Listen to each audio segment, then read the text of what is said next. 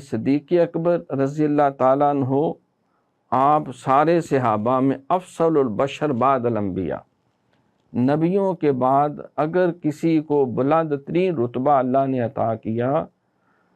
تو ان خوش نصیبوں میں سیدنا صدیق اکبر رضی اللہ تعالیٰ عنہ پہلے نمبر پہ ہیں،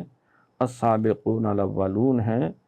سرکار نے فرمایا تھا کہ ارحم امتی بے امتی ابو بکر، سب سے زیادہ مہربان اور رحم اور محبت و شفقت کرنے والا میری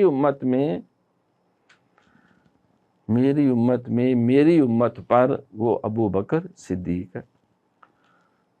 سارے صحابہ نے انہی کی بیعت کر کے امیر المومنین کی حیثیت سے سرکار نے اپنی زندگی میں جو ہے وہ کئی نمازیں صدیق اکبر رضی اللہ تعالیٰ کے ساتھ میت میں ادا فرمائیں، اور اپنی ہی حیات طیبہ میں ان کو امیر حج بنا کے بھیجا اور اپنا مسلح نبوت عطا کیا اپنی حیات طیبہ میں۔